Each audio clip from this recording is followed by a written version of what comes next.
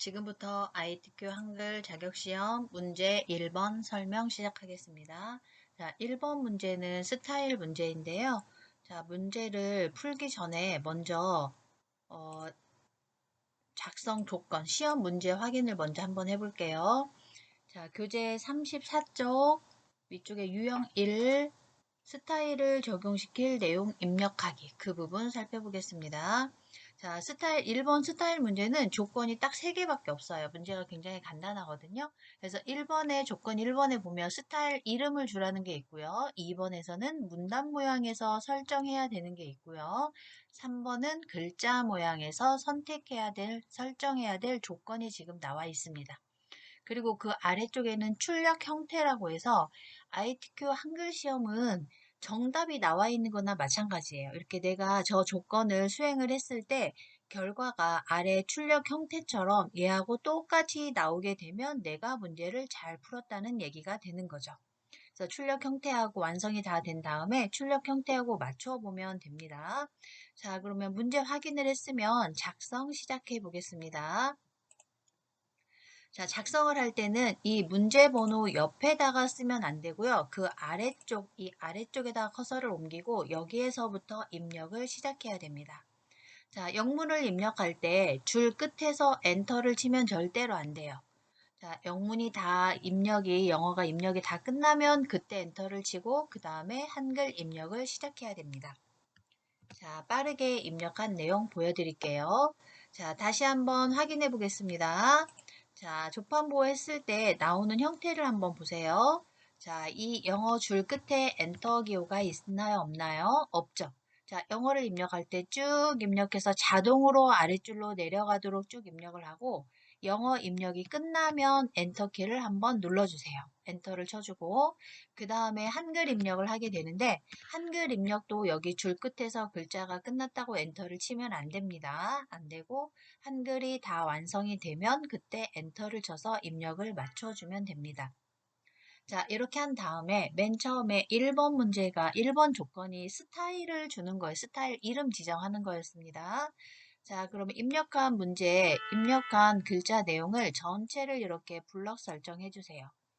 블럭 설정한 다음에 교재에 보면 서식 메뉴에 스타일 추가 이렇게 들어가라고 나와 있는데 저희는 다른 방법을 시작하겠습니다.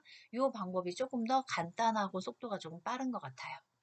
자, 블럭 설정한 상태에서 그 부분에 놓고 마우스 오른쪽 버튼을 눌러주면 스타일이라는 메뉴가 나옵니다. 스타일. 자, 스타일 메뉴 선택해주고요. 자, 스타일을 추가할 때는 더하기 버튼.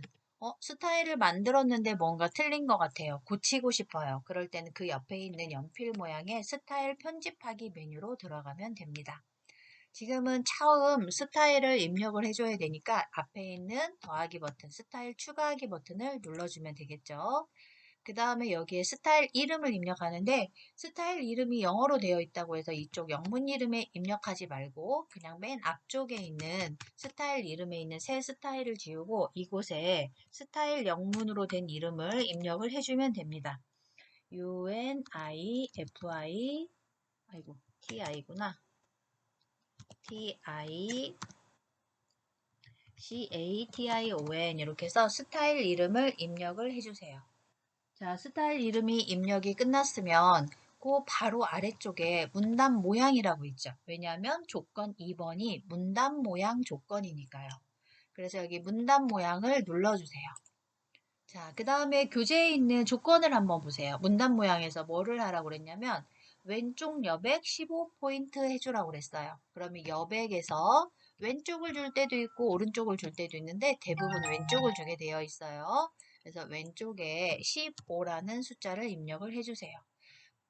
자, 근데 여백보다는 여기 오른쪽에 있는 첫 줄에 들여쓰기 해주라는 게 더 많이 나오거든요. 조건이 더 자주 출제가 되니까 들여쓰기 하라고 했을 때는 들여쓰기에 체크를 하고 이곳에 입력을 해주면 됩니다.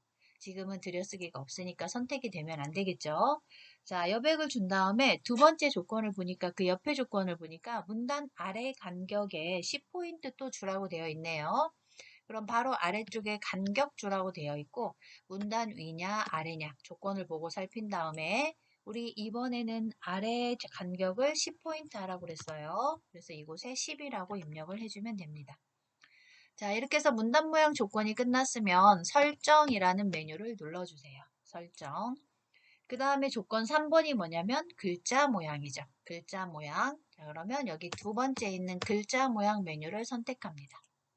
자, 스타일은 조건도 간단하고 쉬운 문제인데 스타일 할 때 반드시 기억해야 되는 한 가지가 있어요. 그게 뭐냐면 세 번째 글자 모양에서 다른 것들은 조건을 앞에서부터 순서대로 적용을 해주면 된다고 생각하면서 하면 되는데 글자 모양만 달라요. 거기 보면 글꼴 부분 한글은 도듬, 영문은 굴림이라고 되어 있는데 이걸 먼저 하지 말고 반드시 그 뒤편에 있는 걸 먼저 해주고 그 다음에 앞에 글꼴을 바꾸어 줘야 합니다. 왜냐하면 크기가 10포인트예요. 그러면 여기 기준 크기 10. 상대 크기를 바꾸면 안 됩니다. 자, 여기 기준 크기 10으로 잡아주고 그 다음에 보면 장평 95라고 되어 있어요. 그럼 여기 아래쪽에 장평 메뉴 선택해서 100이라는 걸 지워주고 95라고 입력을 해줍니다. 그 다음에 자간에는 5% 하라고 되어 있네요. 자, 자간은 5라고 입력을 해줍니다. 요거 먼저 해주는 이유가 한글, 여기 언어의 지금 현재 대표라고 되어 있는데 한글과 영문에 이것을 이 세 가지를 공통적으로 적용하기 위해서 이렇게 하는 거예요. 만약에 글꼴을 먼저 바꾸게 되면은 한글에만 얘가 적용이 된다든지 영어에만 얘가 적용이 된다든지 이렇게 되거든요. 그래서 항상 크기, 장평, 자간 먼저 해준 다음에 글꼴을 변경을 시켜줘야 합니다. 자, 언어 부분에 이제 글꼴 변경할게요. 언어 부분의 대표라고 되어 있는 부분을 한글로 고쳐주고 한글은 글꼴이 도둠이라고 되어 있어요.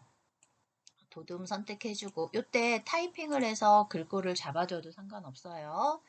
한글 도둠하면 바로 적용이 됩니다. 이렇게 선택한 다음에는 영어로 선택을 바꿔주세요. 영문 선택하고 영문은 굴림이라고 되어 있네요. 그럼 여기 글꼴 부분 선택해서 굴림 선택해주면 됩니다. 굴림. 자, 이렇게 해서 전체를 다 변경을 했으니까 조건대로 다시 한번 설정 눌러주고 이 전체 스타일을 추가를 시켜줄 거니까 여기 추가 버튼 눌러주세요. 그 다음에 이 내가 만들어준 그 스타일을 적용을 시켜줘야 되니까 여기에 있는 설정 버튼을 눌러주세요. 추가, 설정 이렇게 해주면 됩니다. 자, 그 다음에 바깥에 클릭해준 상태에서 교재를 한번 보세요. 자, 먼저 이 영문의 끝글자와 한글의 끝글자가 교재하고 똑같은지 확인을 해주세요. 만약에 다르다면, 만약에 영문의 끝글자가 교재하고 다르네? 그러면 이 앞부분 어딘가에서 띄어쓰기가 틀렸든 아니면 오타가 났든 어떤 부분이 다르기 때문에 끝글자가 틀리게 됐을 거예요. 그럼 오타가 나왔다 생각하고 어디에 오타가 났는지 쭉 확인하면서 그 부분을 고쳐주면 됩니다. 자, 이렇게 하면은 스타일이 다 끝났어요.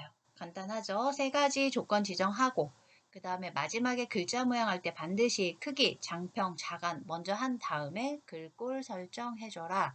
이것만 잘 기억하면 되겠습니다. 자, 이렇게 해서 스타일 1번 문제 설명 마치겠습니다.